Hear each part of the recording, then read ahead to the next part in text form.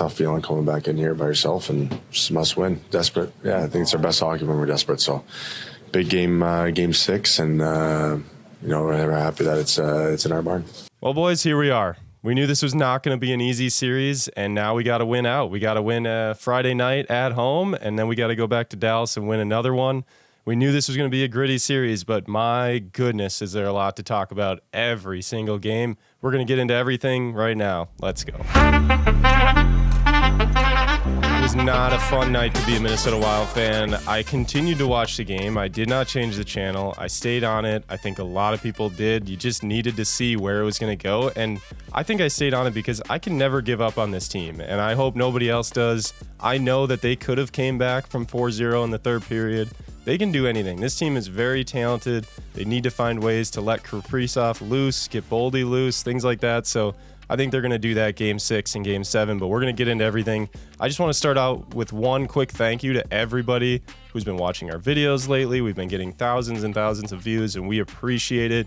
We only have 500 subscribers, but hey, that was a success. The past 500, we're pretty proud of that. So if you're watching this video and you haven't subscribed, please do. It really helps us out and helps us keep continuing to grow this channel and make more Minnesota sports podcasts. So I think like 99% of the people that watched our last few videos the last few weeks are not subscribed. So please subscribe. We appreciate it. And thank you to everyone who has. All right, we're going to get in the wild. We're not talking about anything else. That's the last time we wait a second here. For the old timer on the team here, there's actually people who watch us. I thought we were just having a hockey. This is an actual podcast we put publicly online. Thousands? Oh, yeah, boy, it's pretty crazy. Game here. Yeah, it's just Cole's mom watching it over and over, so don't worry too much. She opens it in Safari and Chrome and watches it in both at the same time. It's pretty impressive. But that's a smart mom. Thanks, Mrs. Obi. Yes, she is the best. All right, we're gonna get into the Wild. We need to start with the slogan. I think the slogan is for the players. It's not for the fans. It's not really something you can chant anyway. Grit first. What does that mean to you guys? And have the Wild really shown grit first? Have they worn down this team? Have they shown the courage? Have they shown the grittiness, the toughness? What do you think? Or is this causing us to lose a series because of penalties? Like where are you sitting on grit first? Let me just jump in here, Alex, and then you can follow up. But let's identify what grit first is first and foremost, and then we can kind of define it. But going into the playoffs, a marketing team for the Minnesota Wild and every NHL hockey team gets in a think tank. They throw things on a whiteboard, and they like this one, they don't like this one, and they like this one, and they don't like this one. Grit first makes the cut this year. I like it. I think a lot of Wild fans have adapted it, and like Cole says, the players have adapted it. I would just like to include in the definition of probably grit first. I mean, if you're gritty, obviously you're tough. If you're gritty, obviously you play with an edge. I also think being gritty is almost kind of a synonym with being cagey too. You got to play smart, and I'm hoping this marketing campaign and slogan doesn't kind of. And I know it's not, but if the players are so hung up in it that they're taking penalties and Dallas's red hot power plays continuing to light the lamp, then we should switch slogans for Game 6. But I don't think it is. We're having fun, but this is a tipping point moment now. For the first time on Hot Dish Sports in the Minnesota Wild, we're talking about a no tomorrow scenario. It's a Game 6 at home. It's a situation where if you don't play well on Friday, you're golfing on Saturday. And this is a club that's obviously desperate to avoid that scenario. Get to a Game 7 and figure it out from there. If you get to a Game 7, then I think all bets are off. I mean, they say that's the hardest game to win, whether you're playing at home or away. And Game 6 is the focal point right now. And grit first, Alex, to me, also includes the adjective smart. Yep. Right, exactly. And I think it's about finding that happy balance of playing physical and playing smart, really making them scared to, go behind the net and, having them always in the back, having your players in the back of their players' minds, I think just kind of wears down. And with Game 6 coming up, Game 7 coming up, possible Game 7, this is where grit first starts to really show its colors. This is where you're going to start to see, we're in the dog days of the series here. this is where the wearing them down comes into play. And I think this is where you see the slogan really shine. Yeah. And you know what? Personally, I think wearing him down, yeah, that's smart, but you got to play smart hockey. And the way Foligno hit him, let's just talk about that. We have to talk about it. Everybody's thinking about the Foligno hit, the ejection right away. But I don't want to linger on this too long. So let me just ask you, without diving into anything too much about it, I give you each like 10 seconds. What is your thoughts? Was it a penalty? Should it have been a 5? Should it have been an ejection? 10 to 20 seconds, Alex. I'll let you start with this. I think Foligno said it well. 2 minute, sure, fine. 5 minute and an ejection, that's just egregious. I mean, obviously we all know what happens afterwards. It's really unfortunate. You hate to see the refs like really involving themselves into the game once again, but it is what it is. No point to sit and be crabby about it now. If grit first includes smart, Marcus Foligno has to know that he's a marked man. He's been very vocal and he's been very physical, both at the same time. He's made some comments about the refereeing and the league. As far as the hit being a minor or a major, what it turned out to be, I do think there's a thing with players where they redirect a leg when it comes to contact and make some sort of leg motion out to that. It's kind of a symbol of intent to injure. None of that. But again, Marcus has got to know that they're going to call that now, and they're obviously watching them. So I think the biggest positive thing that happened, guys, on the Foligno 5-minute major and game ejection was that Dallas didn't rip off 3 or 4 power play goals, and they scored once, and then the refs equaled that out a little later on in that 5-minute major, which you can score as many goals as you want. So at least that didn't happen. But negative-wise, you lose Foligno, and you're in the hole right away, and it set the tone for the game. Yeah, I mean, giving up a goal 8 seconds into a power play again, I just can't believe they continue to do this. And we have talked a lot about the power play and the penalty kill, and I don't know how far we really need to get into it because it's pretty obvious, I think, to everybody that's watching. Dallas power play is very good, and they're taking advantage of a Minnesota penalty kill that has just not been closing the gaps in my mind. Like I talked about it a few podcasts ago, I feel like they're really tight to the center. They're trying to control that middle ground. They're trying not to let anybody in the slot. And Dallas is taking advantage of that. They're just finding ways to shoot shots into traffic. We see lots of shots from Suter, which isn't necessarily normal. We're seeing lots of shots from outside the circles, just being dumped into traffic and hoping that something gets through, hoping that they find a slot, anything they can to find the back of the net. And basically doing what I think the Wild need to be doing and what they have been trying to do. Dean Evison has talked about it, and that's just taking away the goalie's vision. Ottinger and Gustafsson are both amazing goalies when it comes to just one-on-one, clean vision. You have to eliminate that. You have to put some screens in front. I mean, we saw it on pretty much every Dallas goal yesterday is you see one guy cutting across the middle of the net as Robertson or whoever it is taking that shot. They're waiting as their guy cuts right through the vision of Gustafsson, screening him, and then they take that shot. And I know Dean wants the Wild to do this, and I think that yesterday they did try. They peppered a lot of shots on net that they necessarily weren't great shots, but they were just hoping to get some kind of rebound, some kind of lucky bounce, some kind of getting through Otter, and it just didn't happen for the Wild yesterday. But do you think that this is a trend that's going to continue into the next game, Gis, that they're going to continue to just fire everything on net, throw things on net? It seemed like the Wild kind of changed their game in that way in this last one. Yeah, I think when you're struggling, you kind of dumb it down a little bit. And I think what you're talking about is what hockey players in the world calls greasy goals. So a greasy goal here and a greasy goal here. It doesn't need to be a Picasso. Let's make sure that the light goes on, the goal light goes on and turns red, and you've done your job. 2 more power plays for the Dallas Stars last night. We've talked about what you could say could make a case that the Wild were kind of center deprived and face-off person deprived going into this series. You lose Eriksson Ek. A lot of these power play goals are coming off clean draw wins for Dallas, and so that's rearing its head. And the Wild penalty killing is nothing to write home about. So those are 2 things to write. I would also give Dallas credit, man. They're just like Cole said. They're they're just saying, put us on the power play. We're likely going to score. They got 9 for the series now. I think the Wild gave up 8 power play goals to the Blues in a game less already by this year, by this time this year. So, you know what? They're going to have to execute. Yeah.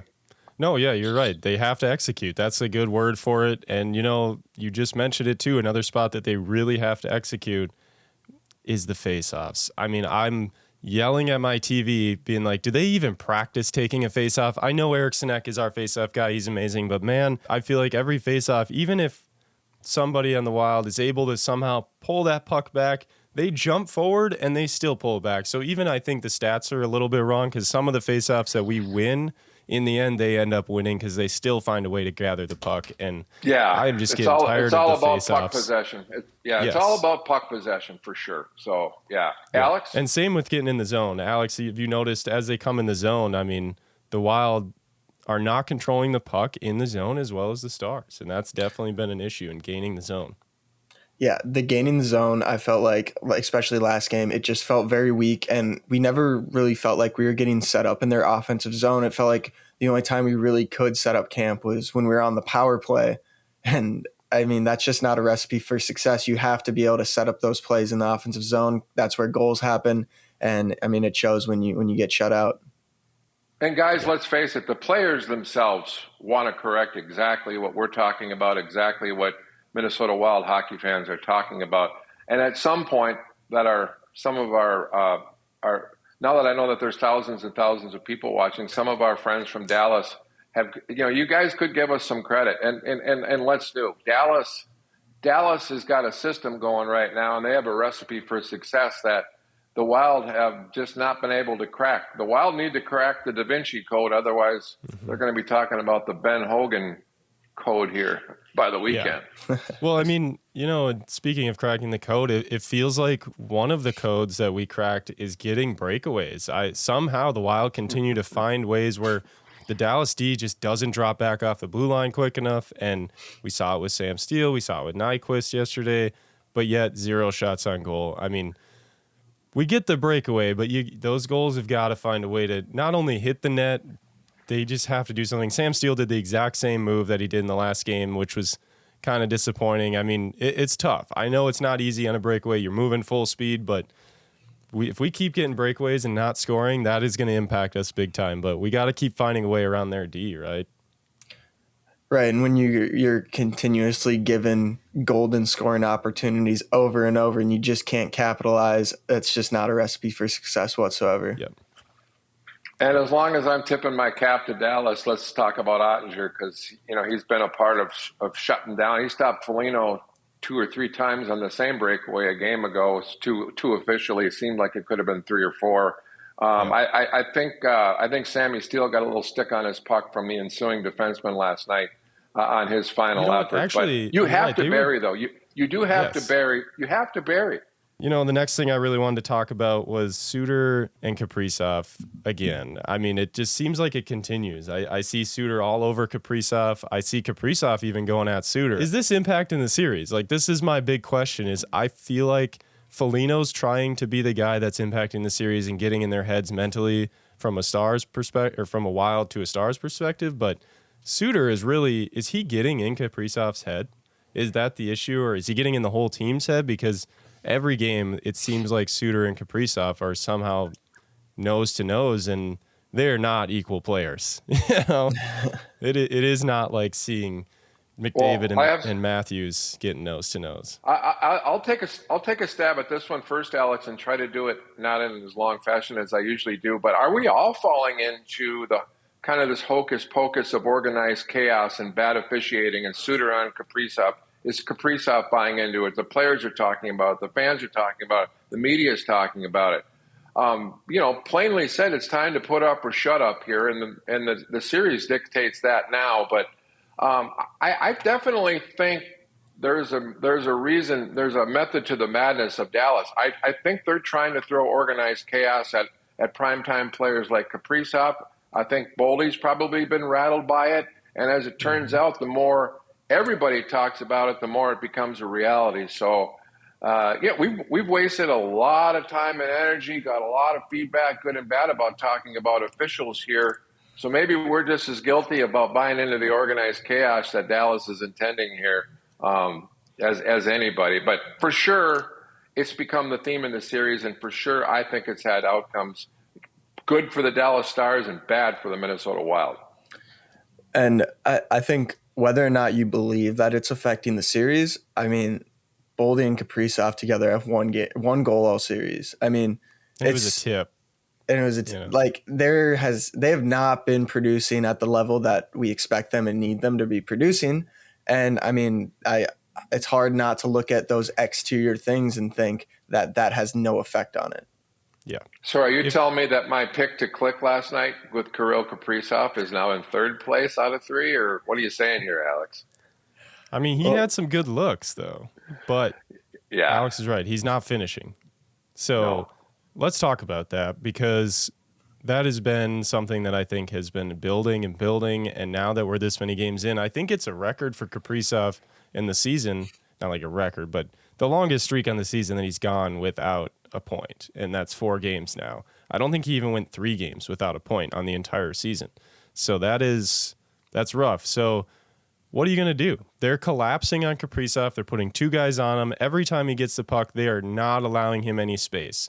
Well, in my mind, here's maybe a solution. I want to know what you guys think is, what if you were to put Boldy and Kaprizov on the same line? What if you were to try to adjust, get a little wild, get a little crazy, throw them both out there on the same line and maybe see what happens? Because you can't take them both away. You can't double team them both. If all of a sudden they both drop onto Kaprizov can make a great pass over to Boldy and opens up space for Boldy, and vice versa. If you get that space opened up for Kaprizov, we know that he can do some good things. So I don't know. And Heiskanen, isn't that?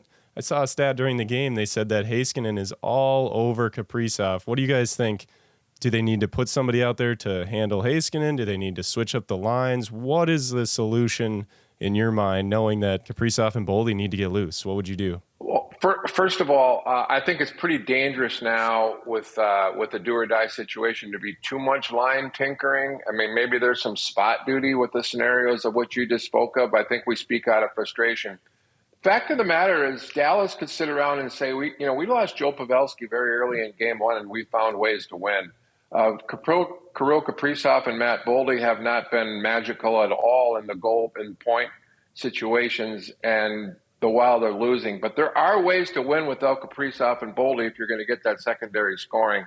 But I would be shocked to see much line tinkering. If you had the luxury of a next game to say, okay, that didn't work, you don't have that luxury this time. So I just think it's up to the players themselves, and I think it's going to be, the grit first and everything else on Friday night. That's just my take. Alex? Yeah, I think I agree. You can, when your back's up against the wall, trying to do those last-minute tinkerings, I mean, that's just not a plus or a winning formula there. So I think you just got to trust your guys, trust the systems you've put in place all year, and go play gritty hockey. That's one way to look at it. You know what? My last thing on it, I'm going to disagree with both of you. I think that this is playoffs. I think you need to tinker. I think you have to make adjustments all season. You do not play a game against a single team 6 games, 7 games in a row. That just doesn't happen. If it did, I think that you would see tinkering during the season like that, because obviously the Stars are adjusting. They had to adjust when they lost Pavelski. We had to adjust when we lost Ek, but they're adjusting, they're making changes, and it's working, and they're climbing up, and we are staying stagnant, and we really need to find a way to, I don't know, if it's get crazy and make some changes, and we end up losing, and they try to put Boldy on Kaprizov on a line, or they try to get somebody else out there on Kaprizov's line to try to get Heiskanen off of him. I'm all for it. Even if the outcome doesn't work out, I'm not going to blame them for trying something and trying to adjust and not just be like, hey, this is the way we play hockey. We got to play the same way every time. I feel like that's just a curse of Minnesota sports. They always do the same thing, and I want to see adjustments. But last thing on adjustments is, well, first of all, the defense, I don't think need any adjustment. I think all the pairings are perfect. I think Klingberg with Faber, again, just stood out to me in that game. Those guys work really well together. I saw the post-game interview with Klingberg, and he loves playing with Faber, and I don't want to see any change there. But in net, we need to talk about it. You got a couple days off. You're going to get a few days to rest. They're going to want to go Fleury again, I think. I think in the back of the mind of Dean Evison, he's thinking, we just lost 2 games with Gustafsson in the net. We got to go back to Fleury. This is the way we do things, like Alex said. But do you? I think you personally, you got to stay with Gustafsson. He, as much as he's been giving in goals, they have not been his fault. He's been solid. He's stopped a lot of really big opportunities for Dallas. I think you go Gustafsson, but I think right now, if I had to put money on it, it's a 50-50 wager in my mind. Me personally, I'm leaning towards Gustafsson again. I think what I said on the last podcast still reigns true. I haven't seen anything from him that makes me want to hit the panic button. Like, yeah, obviously, you know, we're losing these games, letting up 3 goals a game, but like, I feel like he's playing solid hockey, and it's just some unlucky tips and bounces of the puck that haven't gone his way. But, you know, maybe that's what this team needs, is a little shot in the arm, a little goalie change, get the veteran in there. I don't know. Guess, what do you think? I think you and I were still right about the first part of this question about the line tinkering, and that Cole vehemently disagreed with us. But I think it's the same. Just kidding, Obi. I think it's the same. No, that's good.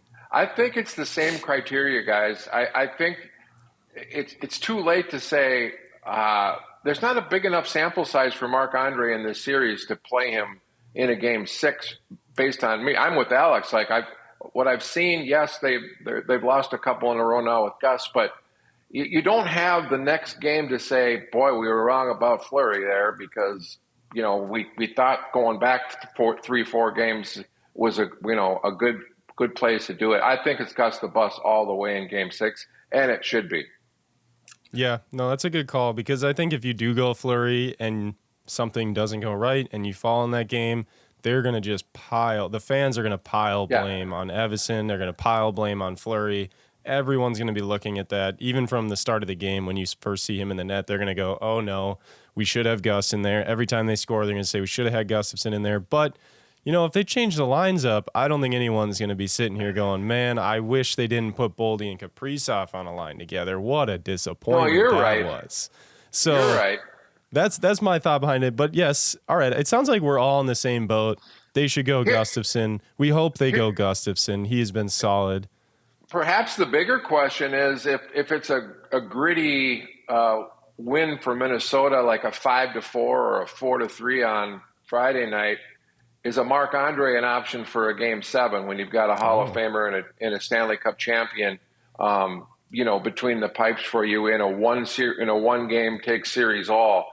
But let's worry about game 7 after they get by game 6. I mean, but even that alone, that kind of seems like we're going to rotate back to the same conversation of, if you put him in there, he's going to take all the heat. Everybody's going to say the same thing. So I think that makes it even more. That's a good point, though, Gis. I think that makes it even more a sure thing that Gustafsson, in my mind, will be in the net game 6 at home. You got to do it. And Gustafsson, let me segue this way. The Swede, right? We got lots of Swedes on this team, and it was just announced. Was it today? Was it just announced this morning? It looks like that the Wild in November are going to be playing a game in Sweden. How cool is that? I mean, what's your thoughts behind that? Alex, I'll start with you. I mean, what do you think? The Wild going to Sweden? It feels good to expand the NHL a little bit, huh? I think it's a great idea. We've started to see it in other sports leagues around NFL playing games in Mexico and England, MLB playing some England games too. So I think anytime you have a chance to grow your game internationally, you have to do it. And obviously Sweden is a big hockey place, but I think it's great for the league. I think it's great for the team, and I'm going to start looking into prices to plane tickets to Sweden. Oofta. Hot Dish Sports goes to Sweden. I love it.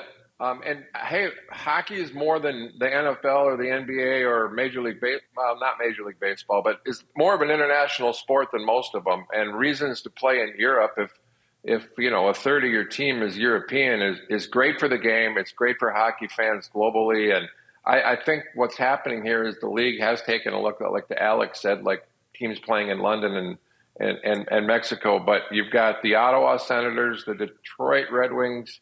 I believe who's the other one that's in this That's in this global series.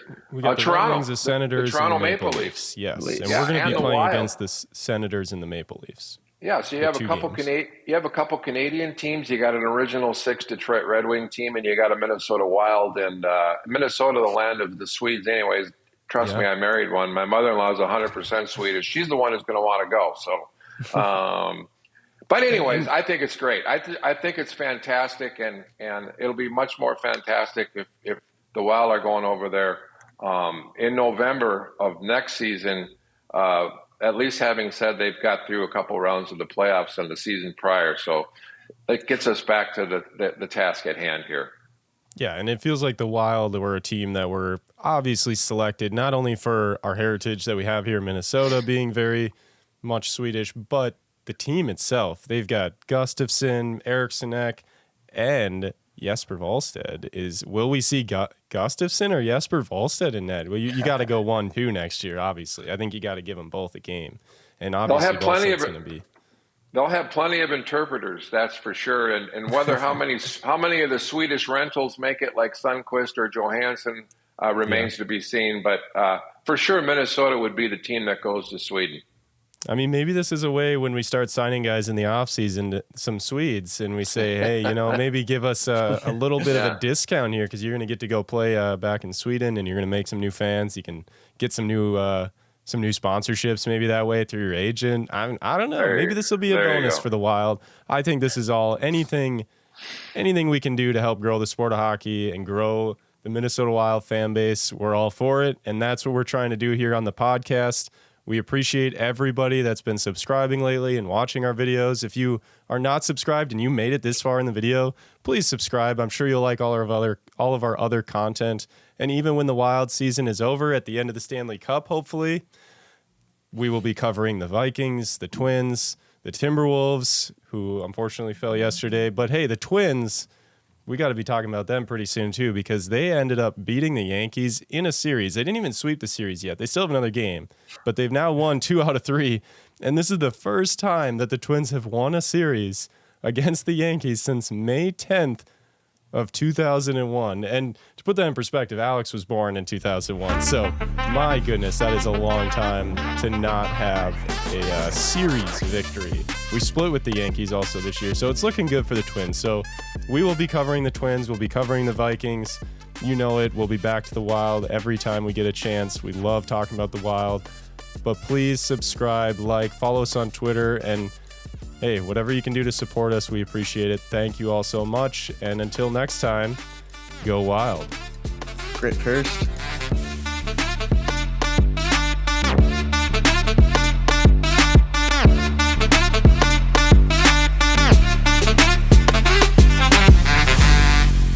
Guys, can you hear me? I can, yeah. Can you hear us? Yeah, we can hear you. Can you hear me? I can't hear you guys. I don't believe you. Okay, I believe him. He's just I faking cannot it. hear either of you. Is that true? I don't believe it. Nothing. All right, well, Are you poking fun at me? We should be, honestly. Should I reestablish a link? Yeah, probably. That'll be the ending.